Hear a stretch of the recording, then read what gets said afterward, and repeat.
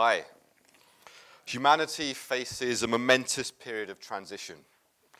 Modern civilization is not only in crisis, it confronts a multiplicity of overlapping global crises that are potentially terminal. We're all aware of the devastating findings of the Intergovernmental Panel on Climate Change. The worst case scenario on a business as usual trajectory, you're all aware. Global average temperatures will rise by 6 degrees Celsius by the end of this century. An uninhabitable planet. We now know that this scenario is actually very conservative. The IPCC didn't sufficiently account for the interconnected complexity of global crises. Arctic sea ice coverage, as we've just heard, is now at the lowest level it's been for 1 million years. It will likely disappear in the summer of 2015. But what does this mean? This has real serious implications. The loss of summer sea ice is linked to the accelerating melt of permafrost, releasing the vast underground stores of methane, about 30 times more potent as a greenhouse gas than carbon. The process is happening much faster than anticipated. Methane concentrations in the Arctic are now averaging about 1.85 parts per million. This is the highest it's been in 400,000 years. If this reaches a tipping point, we could trigger a process of unstoppable runaway global warming. And we could see a rise of 8 to 10 degrees Celsius by the end of this century. Scientists also link the Arctic melt to our increasingly extreme weather. It will mean more colder, stormier winters in the UK and Northern Europe. This in turn will damage British and European agriculture. With 4/5 of the United States in drought, prolonged droughts in Russia and Africa, and a lighter monsoon in India, all due to climate change. We're already seeing a global food supply crash that will precipitate dramatic food price spikes. This alone, by itself, will lead to unprecedented food riots in poor countries around the world. By mid-century, if we fail to act, world crop yields could fall by as much as 20 to 40% due to global warming alone. Imagine what this would look like if you factored in other things like energy depletion. In 2010, the International Energy Agency acknowledged that world conventional oil production had most likely peaked in 2006.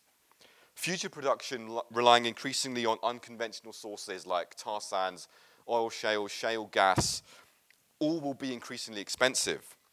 But there's been a lot of industry hype, and it's promised to reduce these costs dramatically with new drilling technologies, namely fracking. But this just isn't true. Despite the US having increased its total supply by about 2.1 million barrels per day since 2005, world crude oil production overall has remained largely flat since that very year. Writing in the journal Science, Sir David King, he's our former UK government chief scientist, he confirms that unconventional oil and gas will not be able to produce sufficiently cheap liquid fuels at the same rate as conventional oil. Production rates at shale wells drop off by 60 to 90% within the first year of operation. You don't hear this in the news. Sir King also argues that oil companies have overestimated world oil reserves by about 1/3. So we're in trouble, folks. To make matters worse, a typical frack job uses about 4.5 million gallons of water. That's what New York City consumes within about 7 minutes. As climate change intensifies then, and drought gets worse, it will make fracking more unsustainable and costly. The problem is that every major point in industrial food production is heavily dependent on fossil fuels, on-site machinery, production of artificial fertilizers, processing, packaging, transport, and storage. About 10% of energy consumed in the US yearly is used by the food industry. So as oil becomes more expensive, this will place massive strain on industrial food production. And it won't be just food. By 2030, on our current course, climate change alone will lead to deaths worldwide of over 100 million people and a 3.2% reduction in global GDP. What happens when we factor in the impact of peak oil? A study this year in the leading journal Energy, again, not heard it in the news, concluded that world oil supply has not increased since 2005, that this was a primary cause of the recession, and that the expected impact of reduced oil supply will mean the financial crisis may worsen. What happens when we factor in the interconnected feedback effects of water scarcity, food riots, civil breakdown, mass migration, state failure? The costs will be amplified tremendously. This is because the growth that we've experienced over the last decades has been tied inextricably to the systematic expansion of debt. Although total world GDP is around $70 trillion, global external debt is at $69 trillion, and global public debt is 64% of global GDP.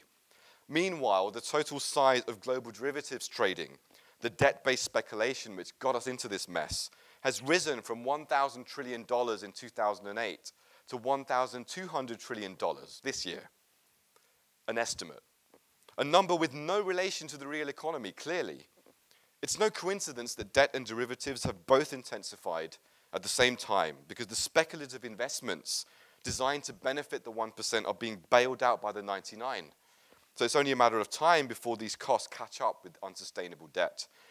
It's time to wake up to the fact that the conventional economic model has run out of steam. Having outlasted its welcome, it's now leading us along a path to self-destruction. The heart of the problem is the skewed structure of our current form of capitalism, which makes endless material growth at any cost a seemingly rational, logical imperative. What is this structure? Let's pin it down. It comes down to who owns the earth. Today's capitalism is based on a completely unnatural condition, where approximately 1 to 5% of the world's population own the entirety of the planet's productive resources, as well as their technologies of production and distribution. This is the outcome of centuries of colonization, imperialism, and globalization, which has centralized control of the Earth's resources into the hands of a few. With the entire planet subjected to the unrestrained logic of endless growth, we're witnessing the accelerated degradation of our natural environment, our resource base, our financial system, as well as our own well-being.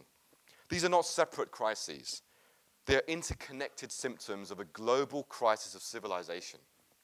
So how do we respond? We must first awaken to the reality that this isn't the end, but the beginning. What we are witnessing is the collapse of the old paradigm, which, hell-bent on planetary suicide, isn't working. By the end of this century, whatever happens, civilization in its current form will not exist. The question we must ask ourselves is this: what will we choose to take its place? As a species, we're on the cusp of an evolutionary choice. Standing at the dawn of this perfect storm, we find ourselves at the beginning of a process of civilizational transition. As the old paradigm dies, a new paradigm is born. And many people around the world are already making the evolutionary choice to step away from the old. Local communities and grassroots activists are co-creating this new paradigm as I speak from the ground up. In Greece, locals in Athens gave up their salaries to form an eco-village, producing their own food, building sustainable houses, decreasing reliance on money.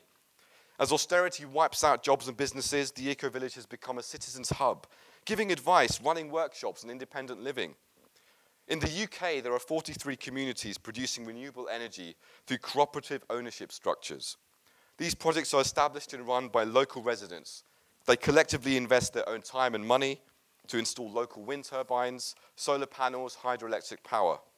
The borough of Woking in Surrey is a really good example. They produce 135% of their electricity from renewable energy sources, and they sell energy back to the grid. They earn revenue that feeds back into the local economy. In 2008, 200,000 US households were living off-grid, sourcing their own water, generating their own electricity, managing their own waste disposal.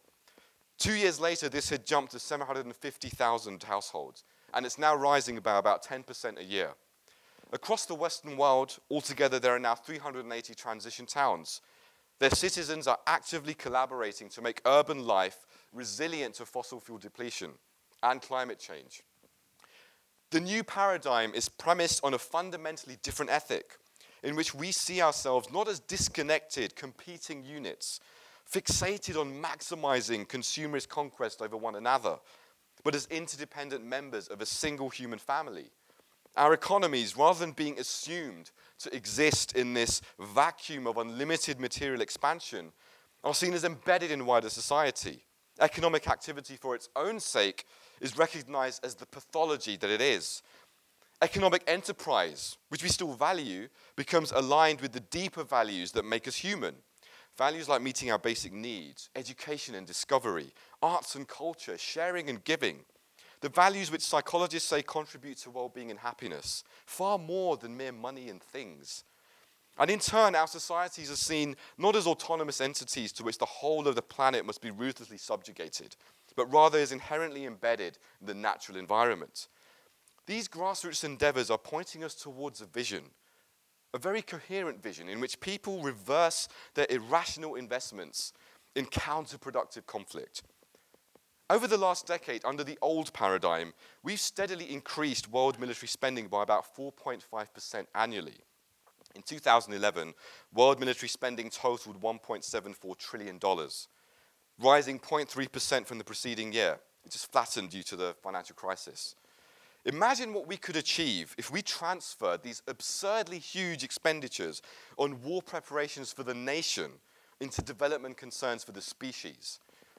Steady after steady proves that we could successfully transition to 100% global renewable energy infrastructure within the next 30 years. If we made that choice, the cost of the transition would be no more than 1% of the annual national budgets of world governments combined. This implies, however, not just sending home armed forces, reducing unnecessary weapons production, curtailing the influence of the military-industrial complex. We must convert that very industrial capacity by retraining our workers in the defense industries, re-employing them in the new industries of sustainable peace that can underpin post-carbon civilization. This will generate a new sustainable form of prosperity. Even by today's completely inadequate standards of investment, by 2020, some 2.8 million people in Europe will be employed in the renewable energy sector. This will boost GDP by some 0.24%. Again, imagine, what could we achieve if hundreds of millions of households across Europe came together in their communities to invest their collective resources into each becoming owners and producers of energy? The new energy paradigm is not about corporate-dominated mega projects. It's about empowering small businesses and communities. Up to 70% of energy is lost in transmission over large distances. So there's massive potential for efficiency gains when power is produced and consumed closer to the source.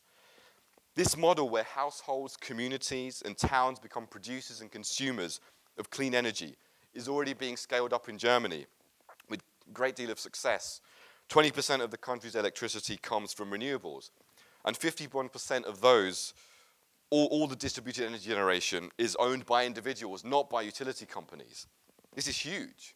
This is a new paradigm being born as we speak. And it also applies to food. On the one hand, we need to put an end to the inefficiency of the industrial food system. 1/3 of global food production is lost or wasted every year. On the other hand, we must shift away from resource-intensive forms of traditional corporate-dominated agriculture. In many cases, we will find that smaller scale forms of organic farming, which are more labor intensive, though less energy and water intensive, can be more sustainable than current industrial practices. Communal organic farming offers immense potential, not only for employment, but also for households and communities to become local owners and producers in the existing food supply chain.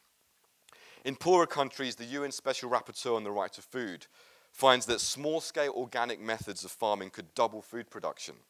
And a recent University of Michigan study concludes that no pesticide, local forms of organic agriculture, again, no artificial fertilizers, could theoretically be scaled up to sustain high nutritional requirements for not just the entire global population, but potentially an even larger population of 11 billion people.